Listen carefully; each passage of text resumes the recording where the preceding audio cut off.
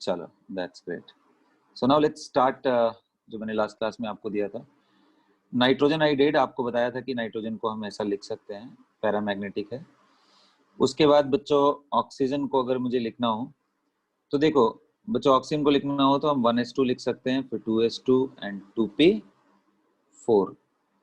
Orbital box diagram के अंदर अगर मैं सिंपली रिप्रेजेंटेशन करता हूं तो यहाँ पे 1 2 3 और 4, करेक्ट?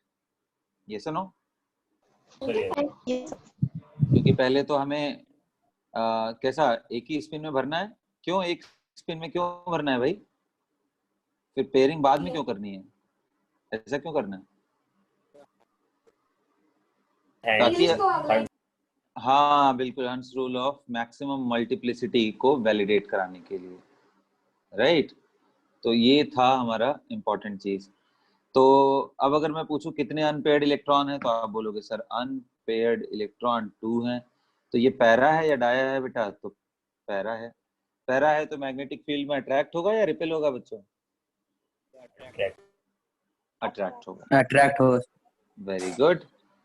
अच्छा अब उसके बाद इसको, अच्छा मैं एक बात बताओ, मैं ऐसा भी लिख सकता हूँ क्या? देखो 1s2 तो कॉन्फ़िगरेशन हीलियम का भी होता है ना, क्या मैं इसको ऐसा लिख सकता हूँ बच्चों? ये जो तरीका है लिखने का इसको बोलते हैं नोबल गैस कॉन्फ़िगरेशन। ये बड़ा अच्छा तरीका है क्योंकि बार बार आप 1s2 2s2, अभी तो लोअर एटॉमिक नंबर है तो हम लिख ले रहे हैं, लेकिन जब ज्यादा एटॉमिक नंबर हो जाएगा तो उसके बाद प्रॉब्लम आएगा। तो इसलिए जब हायर की बात होती है बच्चों तो नोबल गैस के टर्म में लिखना ज्यादा सूटेबल है। जैसे ऑक्सीजन के बाद उसी तरीके से आप फ्लोरीन कर लोगे। अब मैं कर रहा हूँ नियॉन का। नियॉन यानी एटॉमिक नंबर 10 बेटा, है ना? 1s2 2s2 2p6 और यस 2p6 ओनली, करेक्ट? क्या इसके पास कोई अनपेयर्ड इलेक्ट्रॉन है? नहीं सर, आप देखो सब जगह पेयर हो चुका है। आप 1s में भी दिखाओ तो वो भी पेयर, हर जगह pair, zero unpaired electron. It's a diamagnetic gas, neon nature में फ्री फॉर्म में मिलता है। अब मैं बात करूंगा सोडियम का। तो बेटा देखो एक तो सोडियम 11 है, इसका तरीका तो ये होगा 1s2 2s2 2p6 and 3s1। एक तो ये तरीका है बच्चों। स्पिन अप भी हो सकता है बेटा, स्पिन डाउन भी हो सकता है, कोई दिक्कत नहीं है। दूसरा तरीका ये है कि यहां से यहां तक यानी टोटल 10 इलेक्ट्रॉन तक तो नियॉन का कॉन्फ़िगरेशन है, तो हम ऐसा भी लिख सकते हैं बेटा। अंडरस्टूड? इससे क्या बेनिफिट मिल रहा है? हमको तुरंत तुरंत मिल जा रहा है कि आउटर मोस्ट इलेक्ट्रॉन कितने हैं। आउटर मोस्ट शेल मिल गया, उसमें हैविंग कितना इलेक्ट्रॉन है? Have 1 electron. अच्छा हम बार बार इसके जैसा क्यों बना रहे हैं? क्योंकि आगे के चैप्टर यानी केमिकल बॉन्डिंग में हम लोग इसका इंपॉर्टेंस देखेंगे, नोबल गैसेस का, ठीक है? तो इसलिए हमें इस फॉर्म में सेट करना ज्यादा इंपॉर्टेंट है। अच्छा अब सोडियम ऐसा हो गया, अब फटाफट आई थिंक मैग्नीशियम आपको करना हो तो मेरे ख्याल से अब मैं नोबल गैस ही करूंगा। नियॉन हो गया 10, फिर 3s2। ये सुन हो गए? Yes sir. मैग्नीशियम के बाद एल्यूमिनियम करना हो तो हम लिखेंगे भाई नियॉन 3s में 2, अब उससे ज्यादा भर नहीं सकते तो 3p1। हाँ 3s3 नहीं हो सकता है बच्चों। क्यों नहीं हो सकता है? कौन सा रूल वायलेट करेगा अगर मैंने 3 कर दिया तो? कौन सा रूल वायलेट करेगा अगर मैंने 3 कर दिया एक ही ऑर्बिटल में? तो पॉलीज एक्सक्लूजन प्रिंसिपल याद आ रहा है ना? नो टू के electron can have the same set of all 4 quantum numbers. बच्चों याद है? Yes sir. ठीक है। उसके बाद एल्यूमिनियम के बाद बच्चों हमारा आएगा सिलिकॉन जो कि 14 होता है बेटा, उसमें नियॉन। हाँ बेटा बोलिए। वहाँ पे मैग्नीशियम नहीं लिख सकते? Magnesium 3p1। अच्छा हाँ बिल्कुल लिख सकते हैं, क्यों नहीं लिख सकते हैं? यहाँ पे मैग्नीशियम लिख सकते हैं Mg 3p1, लेकिन मैंने बताया इसका कोई बेनिफिट नहीं होने वाला है। मैंने बोला कि नोबल गैस के टर्म में इसलिए लिखेंगे क्योंकि केमिकल बॉन्डिंग में इसका यूज है। लिखने के लिए आप इसको मैग्नीशियम लिख दो, कोई परेशानी नहीं है, इसमें कोई मनाही नहीं है, लेकिन ये इसको करने से कोई बेनिफिट नहीं है हमें, इसलिए इसको नहीं करेंगे। Okay, yes sir. ठीक है बच्चों, तो चलो देखते हैं।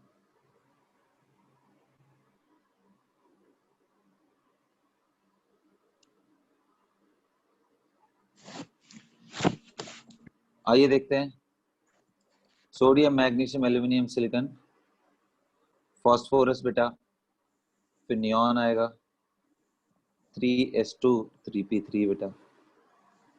उसके बाद उसी तरीके से सल्फर, फिर क्लोरीन, फिर आर्गन। आर्गन में टोटल कितने इलेक्ट्रॉन होते हैं बेटा? 18। ठीक है, तो इसका कॉन्फ़िगरेशन आप स्टार्टिंग से करो, 1s2 2s2 2p6 3s2 and 3p6 हो जाएगा।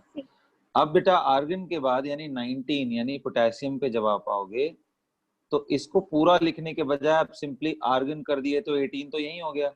अब 3s2 के बाद क्या आता है बेटा? 3p6 के बाद क्या? 4s। हाँ, तो 4s1। फिर पोटेशियम के बाद कौन आया बेटा? कैल्शियम, जिसका 20 है, तो उसका क्या आएगा? Argon 4s2। 4s2। Very good. अब हम लोग स्कैंडियम से स्टार्ट करते हैं। बड़ा इंटरेस्टिंग है ये, एकदम ध्यान रखना, ये डिस्कशन बहुत बहुत इंटरेस्टिंग है। Scandium, titanium, vanadium, chromium, manganese, iron, cobalt, निकल, कॉपर। बच्चों प्लीज बैकग्राउंड में जिसके ब्लो हो रहा है एयर उसको प्लीज बंद करो। कॉपर, उसके बाद जिंक। अब बच्चों जब आप स्कैंडियम यानी 21 पे जाते हो तो इसको मैं लिखना चाहूंगा ऐसे, आर्गन, राइट, आर्गन। उसके बाद क्या? 4s2 and 3d1, correct. अच्छा बच्चों, यहाँ पे जब टाइटेनियम की बात करेंगे तो टाइटेनियम मैं लिखूंगा बेटा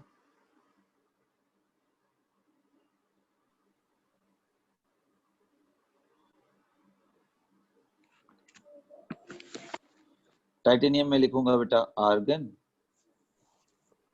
ध्यान से देखो 22 है तो एकदम सेट कर लेना, जितनी मैं बातें आज बताऊंगा एकदम सेट रहना चाहिए। दिख रहा है क्या? 22 है तो D2 हो गया, 21 है तो D1। ऐसे में पूछू कोबाल्ट 27 है तो क्या आ जाएगा? D, बोलो तो 7। एकदम सेट कर लेना है क्योंकि इसका बहुत यूज आने वाला है, इतना टाइम नहीं मिलेगा आपको सोचने के लिए, ठीक है, फटाफट। सो आर्गन 4s2 3d3, क्योंकि सर ये 23 होता है, ये 24 है, ये 25 है। अरे बात समझ में? तो बच्चों अगर क्रोमियम करोगे, हाँ 23 था क्रोमियम। आर्गन 4s2 3d4 ऐसा लिखना चाहिए, बट बेटा ये रॉन्ग है, ये रॉन्ग होता है। क्यों है वो आगे चल के हम लोग देखेंगे, फिलहाल ये रॉन्ग है। ठीक उसी तरीके से अगर हम मैंगनीज का ट्राई करें बच्चों,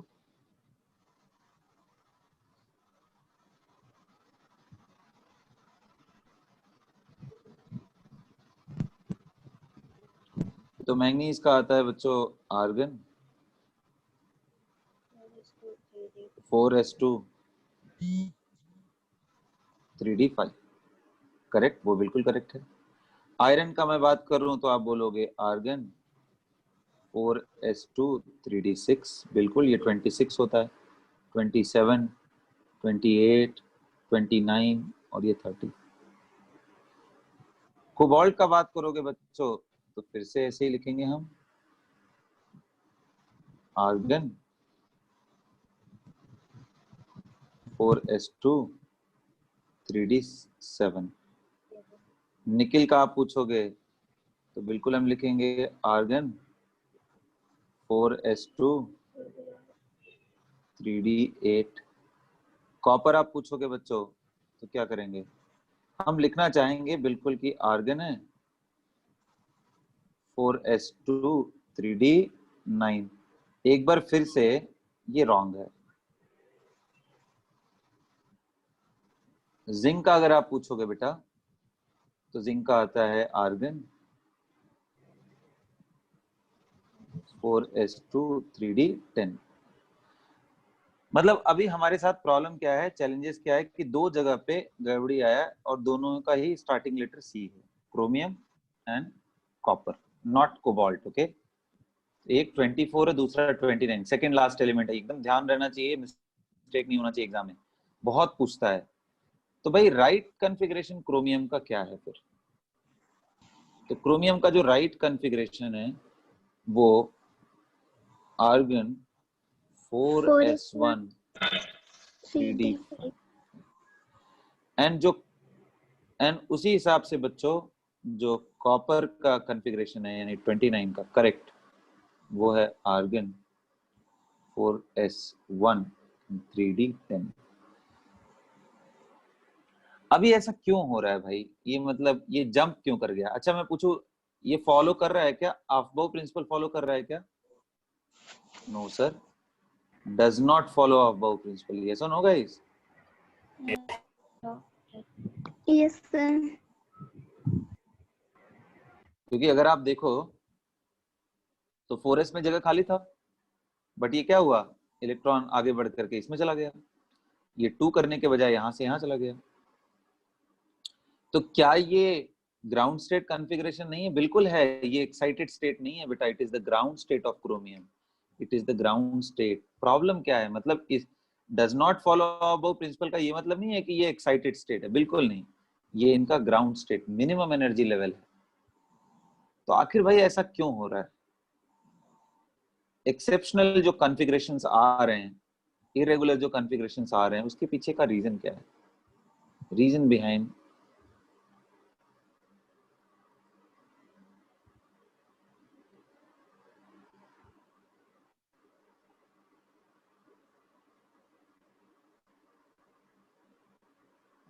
irregular,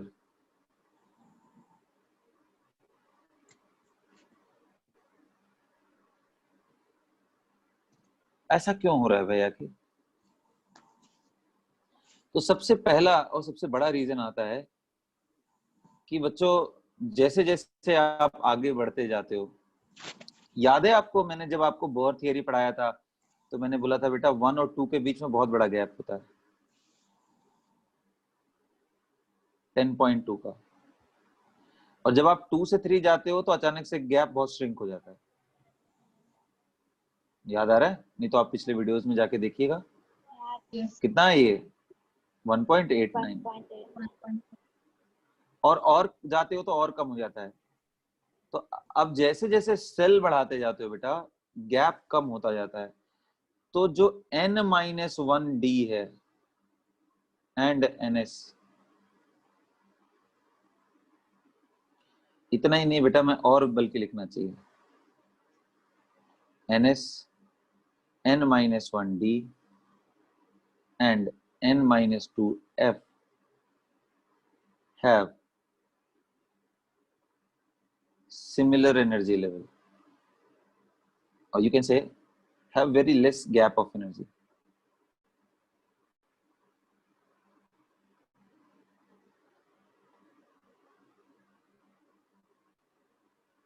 क्योंकि अगर आप n+l निकालो तो ये n आएगा, इसका n+l निकालो तो n-1+2 आएगा यानी n+1।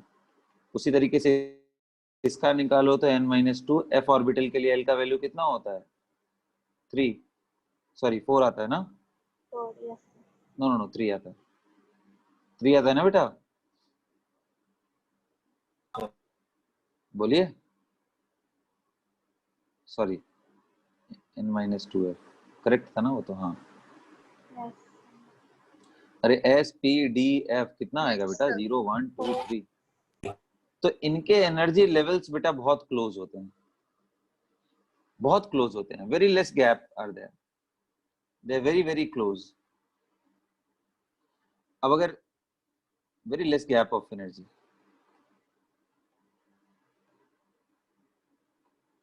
अब इतने क्लोज होते हैं, that is energy of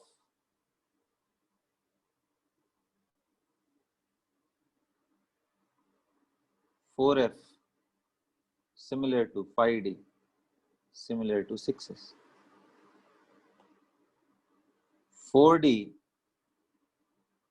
is similar to 5S. 3D is similar to 4S. काफी क्लोज होता है बेटा energy, right? These energies are very close. Next, एक तो ये रीजन है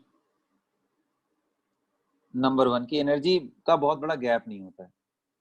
दूसरा सबसे बड़ा इंपॉर्टेंट रीजन है बच्चों कि एक बात बताओ बच्चों कि एक ही ऑर्बिटल में, जैसे मान लो आपके पास 1s है, एनर्जी लेवल में अगर मैं बात करूं तो बताओ 1s के बाद कौन सा आएगा बेटा? 2s. वो कहीं यहाँ होगा. बोलिए ये सुनो. Yes sir. अब अगर मैं बोलूं बच्चों कि इलेक्ट्रॉन यहां भरना है एक और दूसरा इलेक्ट्रॉन यहां भरना है, या फिर आपके पास चॉइस है कि आप ऊपर चले जाओ, तो मुझे एक बात बताओ, एनर्जी ऊपर जाने में भी लगेगी क्या? पेयर करने में भी एनर्जी लगेगा या पेयरिंग में एनर्जी नहीं लगता है? क्या पेयरिंग रिक्वायर्स एनर्जी या pairing does not requires energy?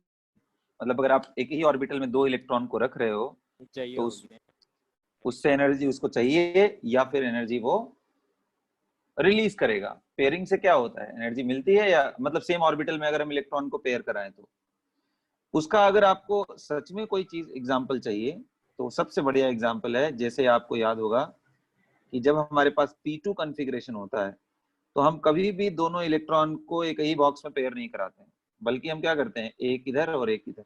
याद है?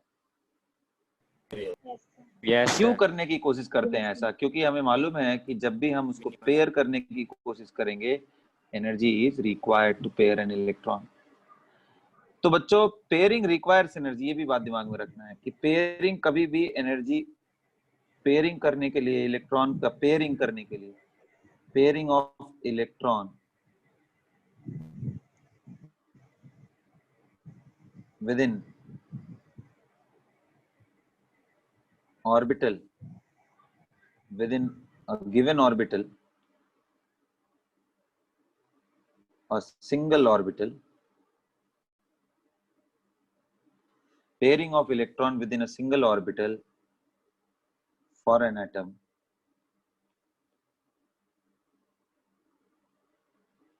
requires energy.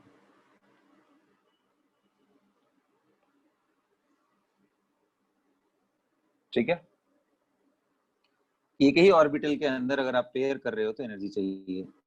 तो अब इसका फर्क क्या है बच्चों? तो फर्क ये है बेटा कि सपोज करो ये ऊपर जाने के लिए हमें यहाँ पे काफी ज्यादा एनर्जी चाहिए, मान लो 10 इलेक्ट्रॉन वोल्ट, और पेयर करने के लिए मान लो 2 इलेक्ट्रॉन वोल्ट ही चाहिए, राइट? तो अगर हमारा एनर्जी लेवल नजदीक नजदीक हो जाएगा, जैसा कि मैंने बताया 4s और 3d are very very close, तो अगर पता चला यहां से जंप करने में थोड़ा ही एनर्जी लग रहा है, लेस देन 1 इलेक्ट्रॉन वोल्ट लग गया, पता चला 0.5 इलेक्ट्रॉन वोल्ट, और यहाँ पेयर करने में मान लो 0.8 इलेक्ट्रॉन वोल्ट लग रहा है, तो अच्छा है ना कि यहाँ से यहाँ जंप कर जाए? यस और नो? यस. क्योंकि ओवरऑल तो इसका एनर्जी कम से कम रहेगा भाई, हमें तो ओवरऑल एनर्जी कम करना है ना. पेयर करने में हमें ज्यादा एनर्जी लग रहा है, ऊपर ले जाने में हमें कम लग रहा है. तो ये बच्चों ये अभी नहीं, कभी भी केमिस्ट्री के अंदर आप देखोगे हम हर एक जगह पे होगा. और तीसरा और बड़ा इंपॉर्टेंट रीजन है, तीसरा और बहुत इंपॉर्टेंट रीजन है कि बेटा जो हाफ फील्ड होते हैं एंड फुली फील्ड सबशेल्स,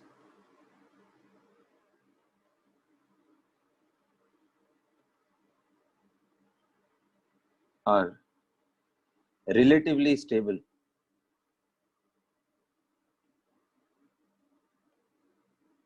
ये रिलेटिवली स्टेबल होते हैं, मतलब P3 का स्टेबिलिटी ज्यादा होगा बेटा P4 से भी. D5 का स्टेबिलिटी D4 से D6 से ज्यादा होगा। ऐसे बेटा, ठीक है ना, ऐसे अगर मैं आपसे बात करूं तो P6 का stability is far greater than any one of them, P3, P4, P5, किसी से भी ज्यादा, इन सबसे भी ज्यादा होता है। तो ये देखो हाफ फील्ड का मतलब तीनों में एक एक इलेक्ट्रॉन, उसको बोलते हैं हाफ फील्ड। ये भी हाफ फील्ड है क्योंकि डी ऑर्बिटल में, भाई डी सबशेल में कितने ऑर्बिटल होते हैं बच्चों? 5 तो 5 में 5 सभी में 1 1। उसी तरीके से ये देखो फुली फील्ड है बेटा, पहला पहला पहला इलेक्ट्रॉन, फिर पेयरिंग पेयरिंग पेयरिंग, ये फुली फील्ड, ये हाफ फील्ड। तो बच्चों half filled and fully filled subshells are relatively stable. अब कोई पूछता है कि ऐसा क्यों होता है, ऐसा भाई आखिर क्यों है? तो एक तो ये है कि इलेक्ट्रॉन सिमेट्रिकली डिस्ट्रीब्यूटेड है भाई, कोई एक साइड में उस पे किसी इलेक्ट्रॉन पे ज्यादा फोर्स कम फोर्स नहीं लग रहा है, ठीक है, राइट, आर रिलेटिवली स्टेबल।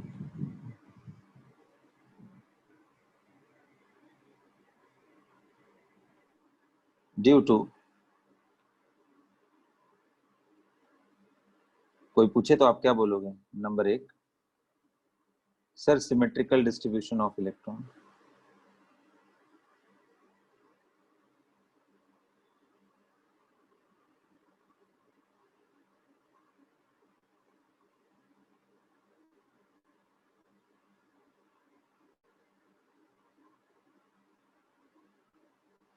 और दूसरा और बहुत इंपॉर्टेंट चीज है, maximum exchange pairs.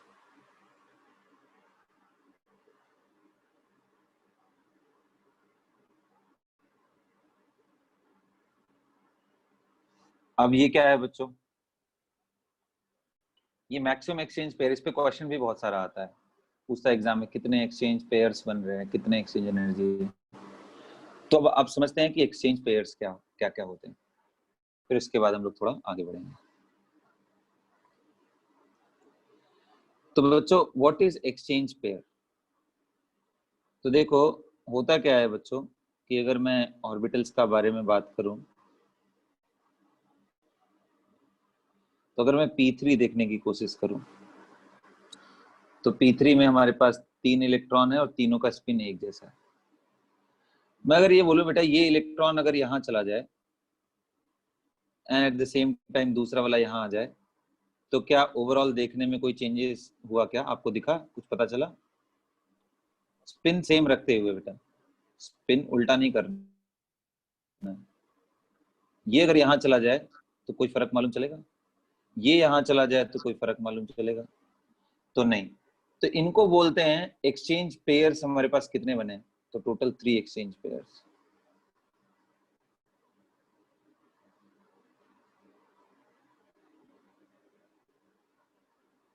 Exchange pair बनाने के लिए क्या खास बात ध्यान रखना पड़ता है? Exchange of electron is possible only for same spin of electron.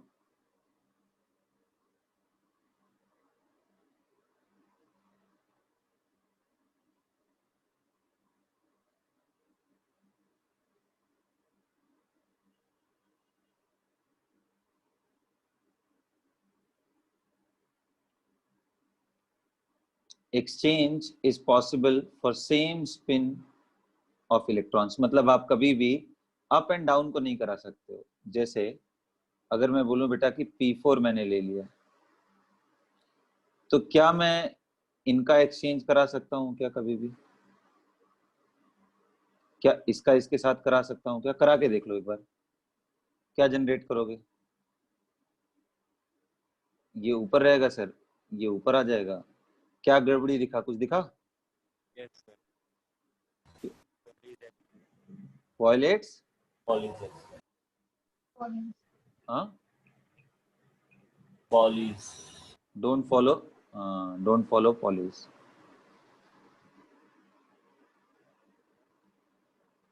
इसलिए बेटा ये अलाउड नहीं है, ये एक्सचेंज अलाउड नहीं। अगर आप डिफरेंट स्पिन के इलेक्ट्रॉन को अगर आप करने की कोशिश करोगे तो अलाउड नहीं है।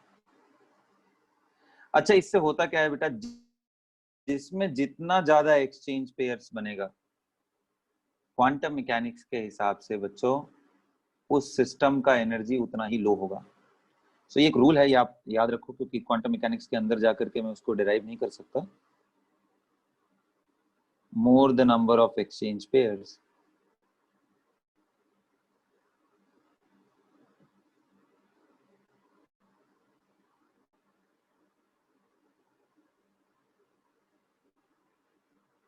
more will be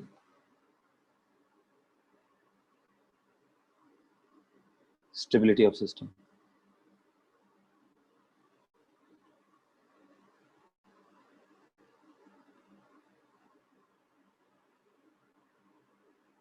ठीक है, या फिर more the number of exchange pair, lower will be the energy।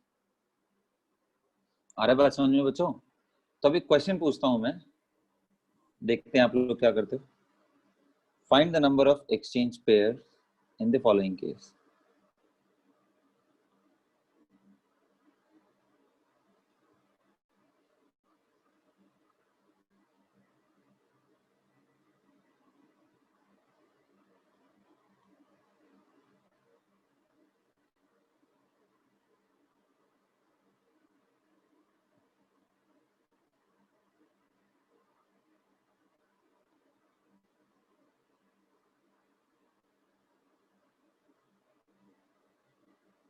In the following cases,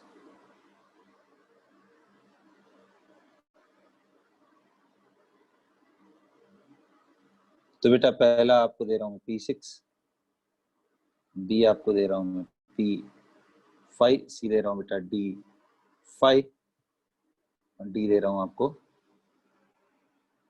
D10, और एक दे रहा हूँ EF7, और एक लास्ट दे रहा हूँ F, say for example I am taking 11। Try करिए बच्चों, इन सबको ट्राई करिए आप लोग। कितने एक्सचेंज पेयर्स बनेंगे? अगर आप ये बात ध्यान रखते हो कि exchange possible for same pair of same spin off electron, तब आप ट्राई कर पाओगे। ट्राई इट नाउ गाइस,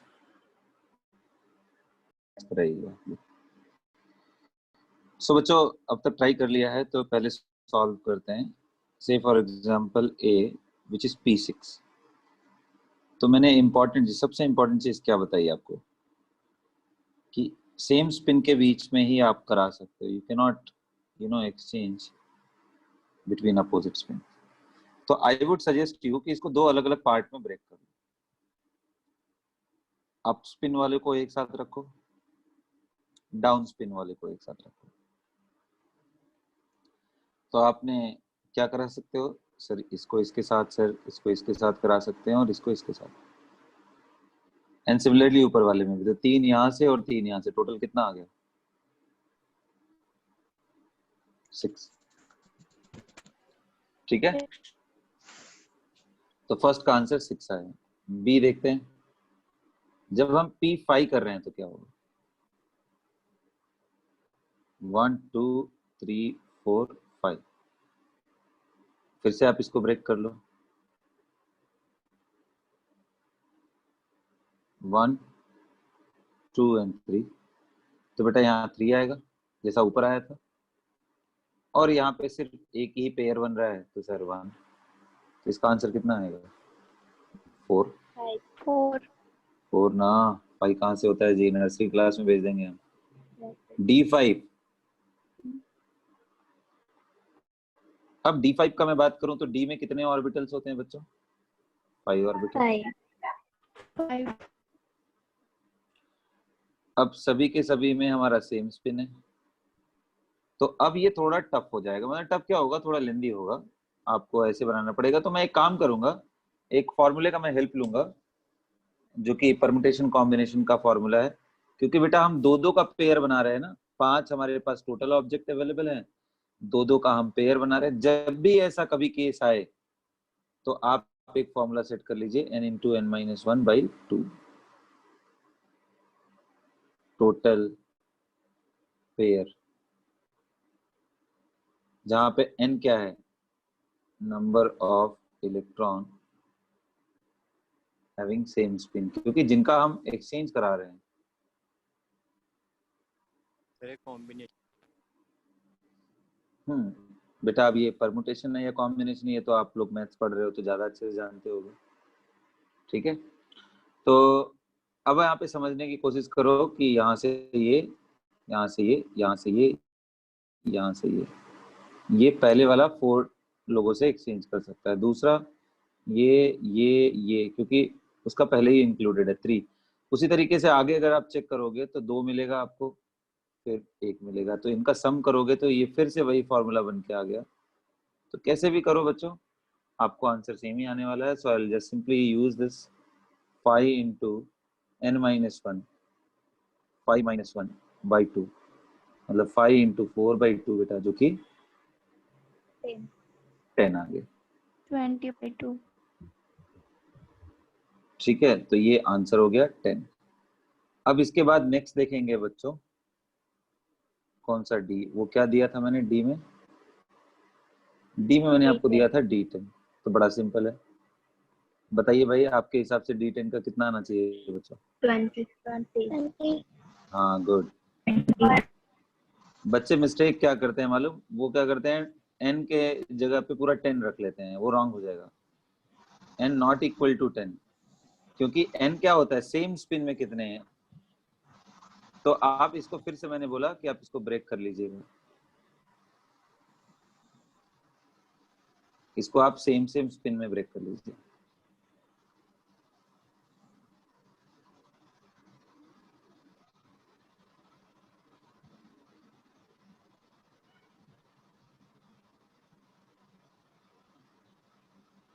ये सुनो बच्चों, Yes.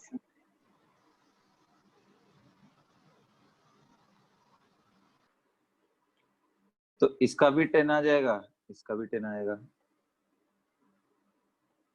टोटल एक्सचेंज पेयर कितना मिल गया हमें, 10 + 10 जो कि 20। ठीक है बेटा, तो उसके बाद हमारा नेक्स्ट क्या दिया था हमने, E, F7 था और F11 था,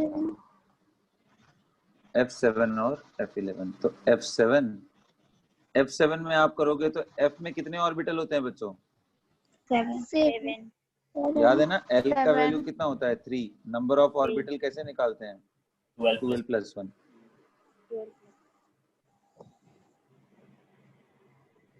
प्रैक्टिस कर रहे हो ना सब लोग, एकदम अच्छे से प्रैक्टिस करना है, ठीक है। मैंने बुक भी आप लोगों को भेज दिया है प्रैक्टिस करने के लिए, आपके ग्रुप में मैंने बुक भेज दिया है, व्हाट्सएप ग्रुप में। सो 1 2 3 4 5 6 और एक और बनाना है 7। अब बेटा सबके सब 7 को ऐसे ही भरना है हमें, एज पर कौन सा रूल के हिसाब से, क्यों मैं सेम स्पिन में भर रहा हूँ, कौन सा रूल के हिसाब से, अंस रूल। यस, ये सब एकदम तुम्हारे जबान पे रहना चाहिए यार बच्चों, ये सब मिस्टेक एकदम ऑफेंसिव मिस्टेक है, ये बिल्कुल भी नहीं होना चाहिए, ठीक है। तो एकदम ध्यान रहना है, इस पे मिस्टेक बिल्कुल भी नहीं। अब यहाँ पे अगर मुझे करना हो तो बड़ा सिंपल है यार, 7 × 6 / 2, तो यानी 321 हो गया, ये सुनो, Yes. यही आंसर हो गया। Yes. और F में मैंने क्या पूछा था बेटा, F कितना था, 11 था। 11. तो F11 में अगर मैं करूं तो आपको समझ में आ रहा है ना, इसको मैं कैसे ब्रेक करूंगा, दोनों स्पिन में, एक F7 बन जाएगा और रिमेनिंग क्या बन जाएगा, 4। तो इसमें आ गया हमारा 21, यानी 7 × 6/2, और इसमें आ जाएगा 4 × 3/2। तो टोटल कितना आ गया, 7. 27। तो बच्चों ये था हमारा। तो अब आपको पूरा चीज समझ में आ गया। अब आपको मैंने एक्सेप्शनल होने का रीजन क्या समझाया, ये जो दोनों एक्सेप्शनल चीजें यहाँ पे आपको देखने को मिली, यहाँ और कॉपर में, वो किस वजह से मिली? Because of these many reason. 3 बड़े रीजन है। एक तो इनका एनर्जी बहुत कम होता है, डिफरेंस नजदीक नजदीक है, जिससे जंपिंग इजी हो जाए, है ना। दूसरा मैंने आपको समझाया कि बेटा पेयर करने में अपने आप में एनर्जी लगता है, तो अगर एनर्जी कम रहेगा तो पेयर होने के बजाय ये ऊपर जाने की कोशिश करेगा। तीसरा इंपॉर्टेंट चीज मैंने बताया कि जो हाफ फील्ड है या फुली फील्ड है वो ज्यादा स्टेबल होता है। वो क्यों होता है? क्योंकि 2 रीजन है, एक तो symmetrical distribution of electron, maximum exchange energy. तो ये तीनों मिला करके कंबाइंड रीजन है बेटा यहाँ पे, कि 4s2 के बजाय यहाँ पे अगर चला जाए, पर जाने में इसको स्टेबिलिटी भी मिल रही है। अब ये लॉजिक लगा के बच्चों आप हर जगह मत लगाने लगिएगा, है ना। हर एक जगह मत सोचना शुरू कर दीजिएगा कि सर फिर हमारा इसमें क्या बोलते हैं, कार्बन में क्यों नहीं हुआ? कार्बन का तो 1s2 2s2 2p2 होता है, तो सर p3 हो जाना चाहिए, 2s1 2p3। अरे बाप रे, बहुत डिफिकल्ट है ये, क्योंकि 2s 2p में एनर्जी गैप ही बहुत ज्यादा होता है, इसलिए ये प्रोसेस पॉसिबल ही नहीं है। ये सारा परेशानी कहाँ आएगा मालूम? DNF ब्लॉक में आएगा। अभी तो मैंने आपको सिर्फ 3D सीरीज बताया बेटा, 4D याद है ना आपको? याद है मैंने आपको याद कराया था सारा चीज। यट्रियम से लेकर के कैडमियम तक में बहुत ज्यादा एक्सेप्शन है, बहुत ज्यादा एक्सेप्शन है। यहाँ तो सिर्फ आपको 2 मिला, वहां पे सिर्फ 3 ही 4 एलिमेंट है जो कि नॉर्मल होते हैं, बाकी सब एक्सेप्शनल कॉन्फ़िगरेशन है। तो इसका इम्पैक्ट आप देख सकते हो पूरे पीरियोडिक टेबल में। एक बार आप कॉन्फ़िगरेशन भी एनालाइज करना, एक्सेप्शंस को मार्क भी करना, फिर हम आगे बात करेंगे। एक पार्ट और है जिसको मुझे डिस्कस कर लेना है आज के डेट में, और तो उसका नाम क्या है? Magnetic moment.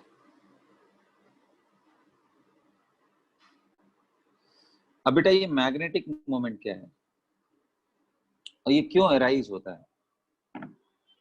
Right, just give me 1 minute guys. So guys I am back. तो हाँ, मैग्नेटिक मोमेंट क्या होता है बच्चों? आवाज आ रही सबको? Yes, sir. Yes. So what is magnetic moment?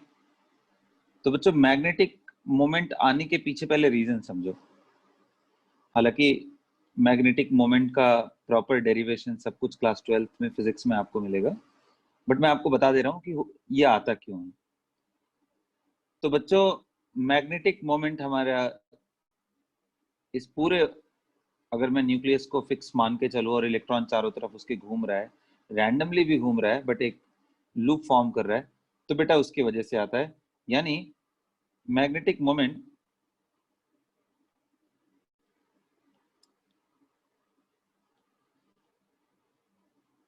हमारा, अगर इलेक्ट्रॉन की बात करूं, जो इलेक्ट्रॉन की वजह से प्रोड्यूस हो रहा है, तो दो तरह के मोशंस हैं जिनकी वजह से आता है। एक है स्पिन मोशन,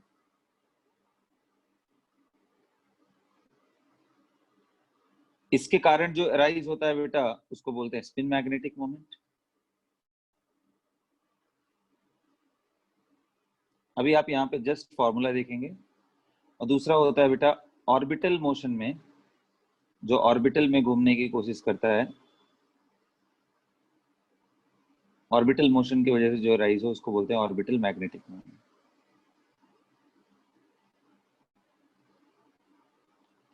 तो जो बच्चों 3D वाले जो सीरीज के एलिमेंट है ना, 3D हो गया, कुछ हद तक 4D में भी, इन सभी जगहों पे बच्चों जो स्पिन मैग्नेटिक मोमेंट का वैल्यू है ये इस पे बहुत ज्यादा डोमिनेटिंग होता है। इसको म्यू एस बोलते हैं, म्यू से डिनोट करते हैं spin. So mu S generally dominating होता है, तो इसलिए spin only magnetic moment.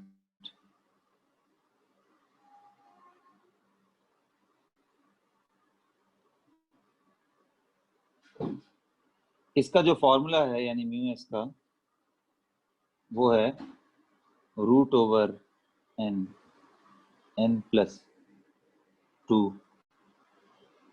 Bore magnetron का यूनिट है बेटा, मैग्नेटॉन। ये सिंपली BM लिखा रहता है। जहां पे n किसको बोलते हैं बेटा? This represents number of unpaired electron.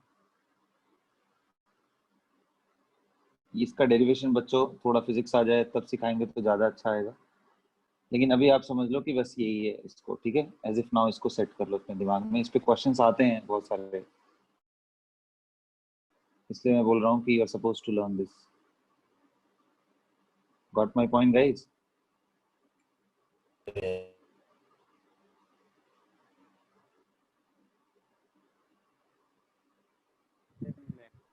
इसको ध्यान रखना, बोर मैग्नेटॉन जहाँ पे नंबर ऑफ अनपेयर्ड इलेक्ट्रॉन। तो नोट, ये यूनिट है बेटा, जैसे मैं चार्ज का यूनिट बोलूं क्या कूलम्ब होता है, तो वैसे बोर मैग्नेटॉन यूनिट है मैग्नेटिक मोमेंट का। अब इस फिजिकल क्वांटिटी को आप जानोगे तब वहां पे आप यूनिट डिस्क्रिप्शन करोगे तो ज्यादा बेटर है। अभी हमारे लिए केमिस्ट्री में इसके अलावा और कोई यूनिट नहीं देगा, यही देने वाला है, ठीक है। जब आप एक्चुअल में पढ़ लीजिएगा तो उसके यूनिट के बारे में एनालिसिस भी कर लीजिएगा कि और क्या क्या हो सकता है, लेकिन कुछ भी नहीं पूछने वाला केमिस्ट्री में इसके अलावा, ठीक। अब नोट मैं जो बता रहा था कि अगर हम कुछ एलिमेंट्स को छोड़ दे, जैसे 4D एंड 5D के कुछ एलिमेंट्स को, तो generally μs is dominating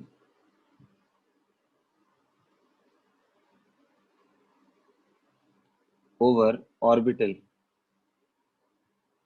magnetic moment.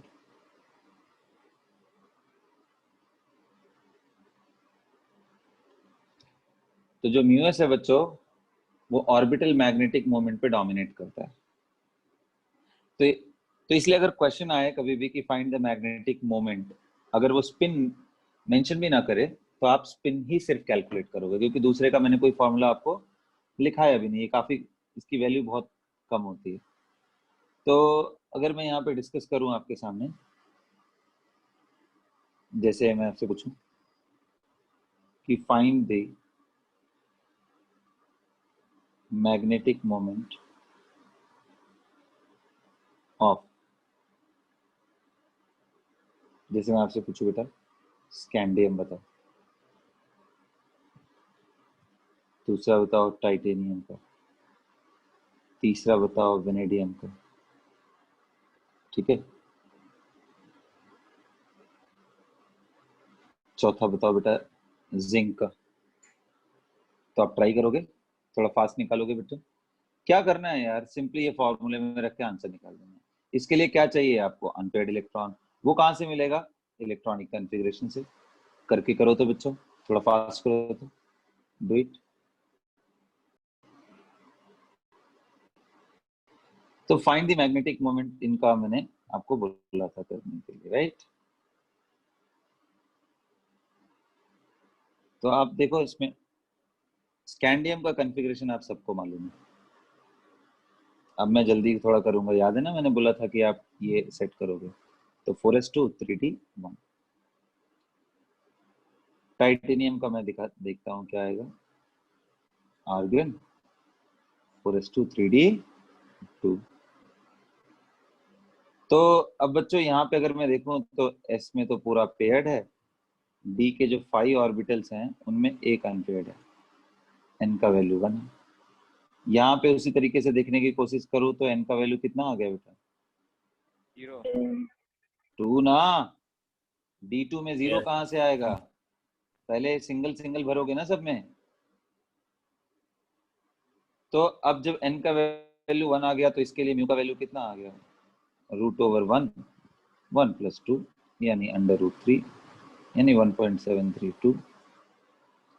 Titanium का निकालोगे बच्चों, टाइटेनियम का निकालोगे तो आप करके देखो, इसमें √2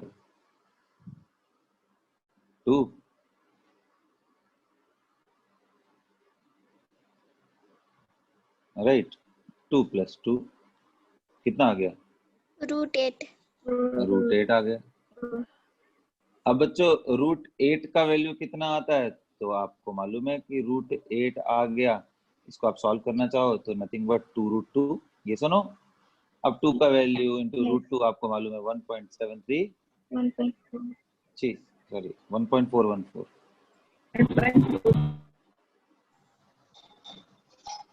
अब ये मल्टीप्लाई कर दोगे तो आपको आएगा 2.8। 2.82 के आसपास, 2.828। उसी तरीके से बच्चों वेनेडियम का जब आप कर रहे थे तो वेनेडियम के आपके पास क्या था कॉन्फ़िगरेशन, आर्गन 4s2 3d3। अब कितने अनपेयर्ड हैं आपके पास? 3 तो 3 अनपेयर्ड हैं, तो n इज इक्वल टू 3। ऐसे केस में जो म्यू का वैल्यू है √3 इंटू 3 प्लस 2, कितना आ गया ये? √15 यस, √15।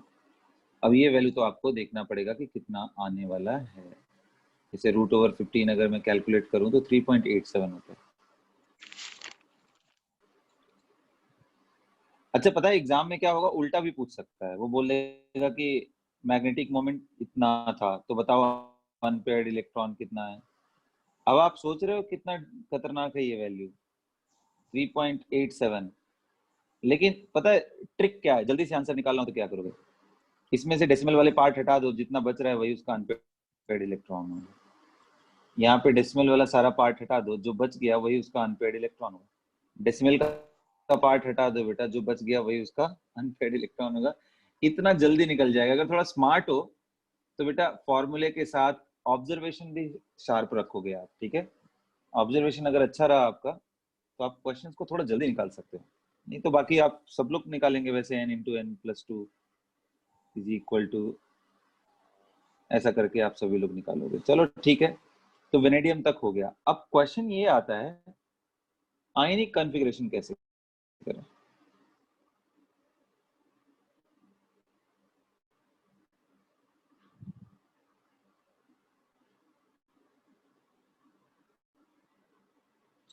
जैसे हमें मालूम है सभी को कि भाई सोडियम का कॉन्फ़िगरेशन क्या होता है, तो सर सोडियम का कॉन्फ़िगरेशन आप पूरा लिखोगे तो 1s2 2s2 2p6 3s1, या आप लिखना चाहो तो ऐसा भी लिख सकते हो, नियॉन और 3s1। तो बेटा ये बताओ Na प्लस का मतलब क्या समझते हो? Na प्लस का मतलब एक इलेक्ट्रॉन निकाल दिया गया, ये सुनो। yes अच्छा, sir कहाँ से निकालूं उस इलेक्ट्रॉन?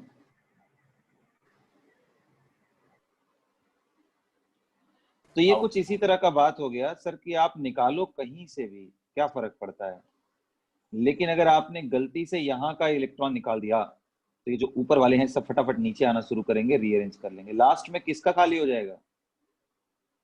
सबसे बाहर वाले का, या जिसकी एनर्जी सबसे ज्यादा है। ये सुनो गाइस, जैसे मैं आपसे Yes, पूछूं बच्चों, Yes, जैसे sir. मैं आपसे एक Yes, क्वेश्चन पूछूं sir. कि मान लीजिए आपके पास 2 एनर्जी लेवल थे, टोटल 3 इलेक्ट्रॉन था, ये आपने भर दिया। अब मैं बोल दूं गलती से आपने इस इलेक्ट्रॉन को निकाल दिया,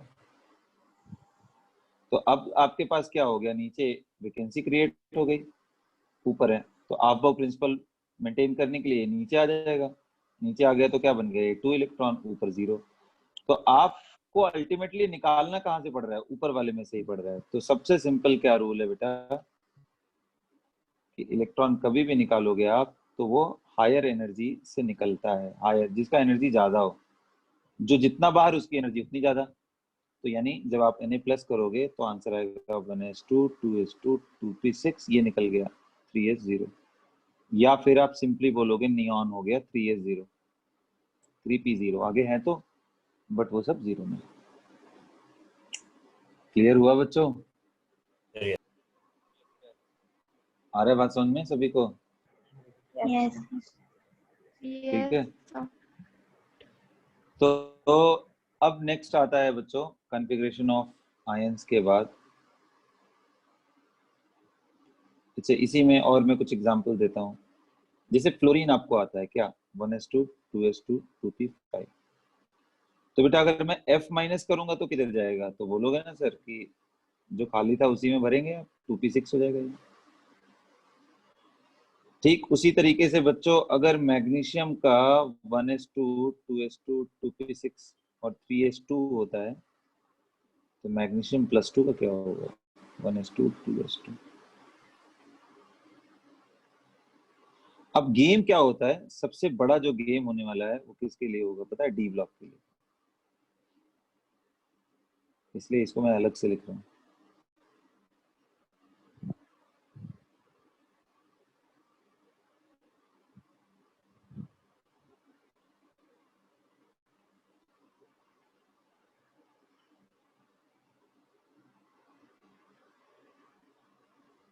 तो चलो देखते हैं कि क्या हो रहा है भाई।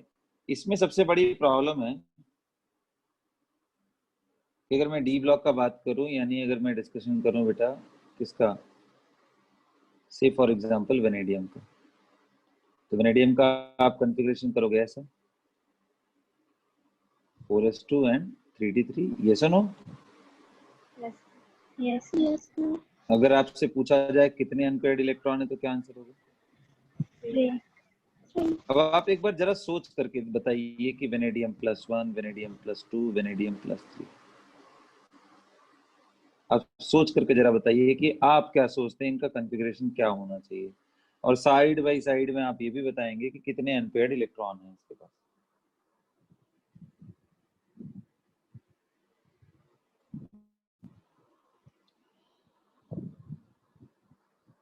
सभी लोग सोचिए। वेनेडियम प्लस में 2। तो हम लोग मैक्सिमम क्या करेंगे भाई, जैसे हमने ऊपर पैटर्न देखा वैसे ही करेंगे हम, इसको 4s2 करेंगे, इसको 3d2 कर देंगे। 3d2 करने पे हमें क्या दिखाई देगा? 2 इलेक्ट्रॉन। तो इसका मैग्नेटिक मोमेंट जो हम एक्सपेक्ट करेंगे वो 2√2, यस और no? Yes sir. Yes, sir.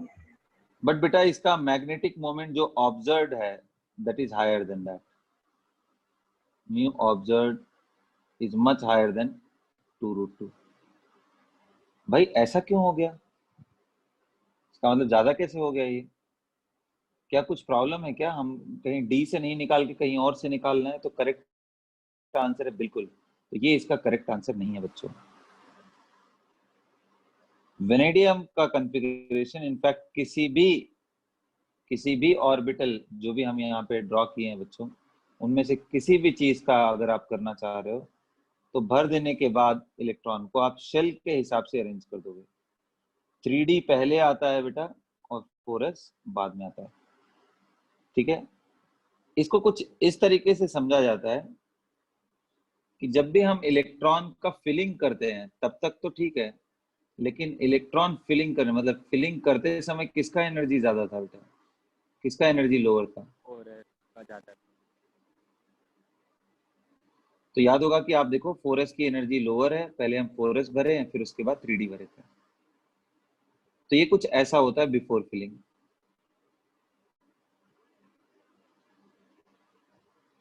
लेकिन जैसे ही आपने इलेक्ट्रॉन भर दिया बच्चों, अब इसके अंदर इलेक्ट्रॉन आ गए, तो इलेक्ट्रॉन आने के बाद क्या होता है, 4s ऊपर हो जाता है और 3d अंदर आ जाता है। अगर ऐसा है तो इलेक्ट्रॉन 4s का ही पहले निकालना पड़ेगा, उसके बाद ही हम d का निकाल सकते हैं।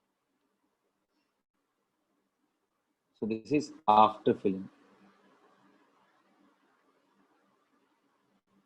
समझ में आ रहा है बात? तो बिफोर फिलिंग ये सिचुएशन, आफ्टर फिलिंग ये सिचुएशन आ रहा है इसमें। तो ये बहुत जबरदस्त चीज है, इसको बहुत अच्छे से दिमाग में रखना है आपको कि बच्चों बिफोर फिलिंग ये कॉन्फ़िगरेशन या बिफोर फिलिंग या ड्यूरिंग फिलिंग ऑर्डर ये है। ड्यूरिंग फिलिंग जब आप इलेक्ट्रॉनिक कॉन्फ़िगरेशन कर रहे हो उस समय तक तो ऑर्डर ही है, लेकिन एक्चुअल ऑर्डर, सॉरी मैं क्या बता रहा था, उल्टा बता दिया मैंने, कि बिफोर फिलिंग तो ऑर्डर आपका वही था, याद है आपको? ड्यूरिंग फिलिंग आप पहले आर्गन फिर 4s में भर रहे थे फिर 3d में भर रहे थे।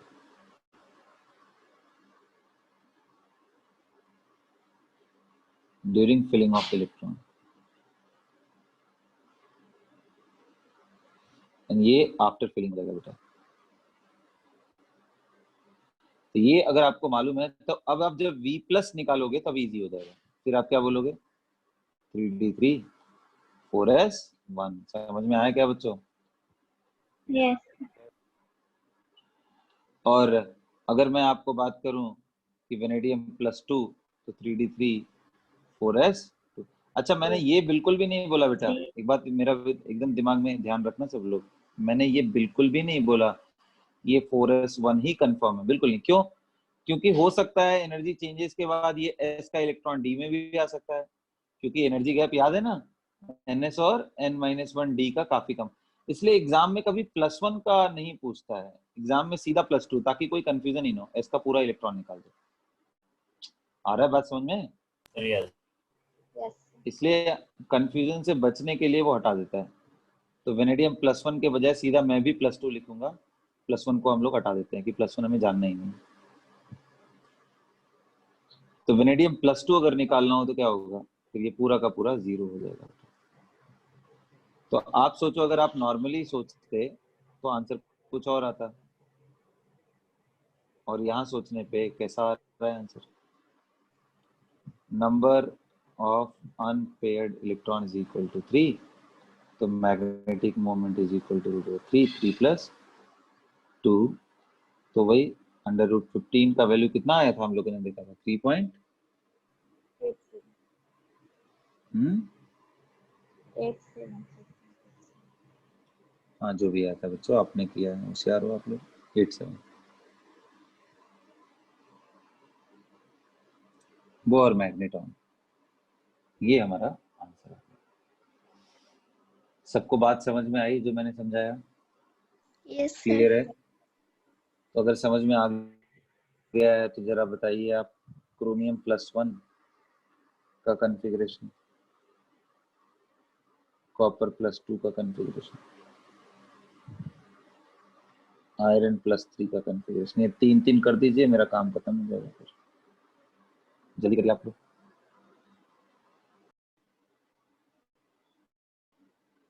तो क्रोमियम +1 का कॉन्फ़िगरेशन क्या आएगा बच्चों, बताइए?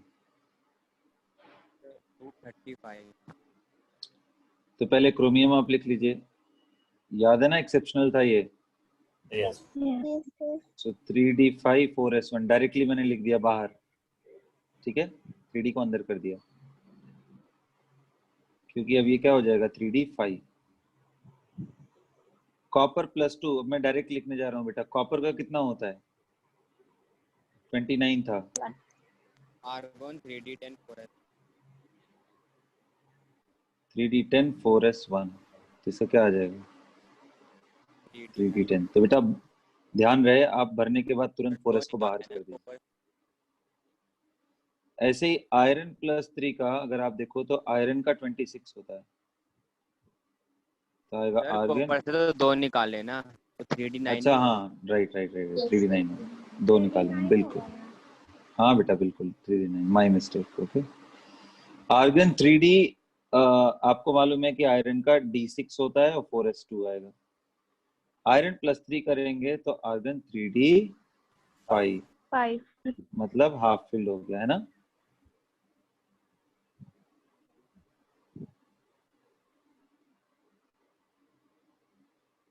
Half field electronic configuration.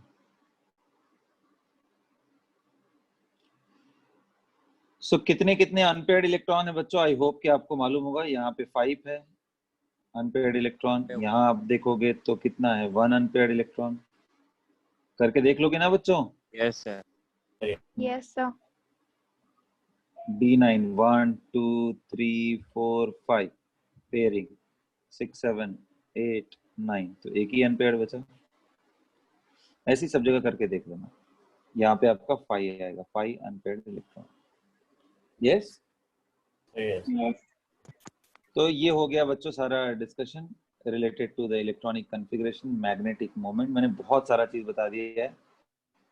अभी भी बच्चों मैंने साई का कर्व आपको नहीं बताया है सभी के लिए, मैंने सिर्फ साई स्क्वायर का डायरेक्टली बता दिया था, याद है ना आपको, और प्रोबेबिलिटी का बता दिया था।